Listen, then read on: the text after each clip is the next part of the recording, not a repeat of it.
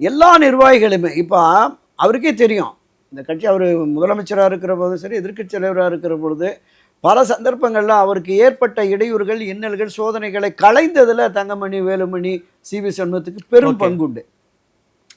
இப்போ இவர்களையும் பொறுப்புகளிலிருந்து வெளியேற்றுகிற போக்கு இருக்கிற பொழுது இது கட்சியில் எல்லா மட்டத்திலுமே நான் குறிப்பிட்ட அடிமட்ட தொண்டர்கள் வாக்காளர்கள் இருந்து கிளை நிர்வாகிகள்லேருந்து பலருக்குமே ஏன் இந்த பிடிவாதங்கிற மாதிரியான ஒரு நிலை. எடப்பாடியார் தன்னுடைய பதவியை விட்டு கொடுக்க கூடாதுங்கிற ஒரு பிடிவாத மைண்ட் செட்ல இருக்காரு. ஆமாமா, அதே தான் கடைசி வரைக்கும் கட்சி என்னது நான் தான் கட்சி நான் தான் பொதுச் செயலாளருங்கிற போக்கு இருக்கார். ஓகே, அது அந்த போக்கு என்பது அதிமுகவை வளர்ச்சி பாதைக்கு வெற்றி பாதைக்கு அழைத்து செல்லும்னா மற்ற தலைவர்கள் ஒத்துக்க போறாங்க. சரி, இல்லை நாங்க சொன்ன எதுவுமே கேட்காதனால தான் இந்த நிலை அதிமுகவுக்கு அப்படின்னு குற்றம் சுமத்துறாங்க சிவி சண்முகம் வேலுமணி போன்றவர்களாம்.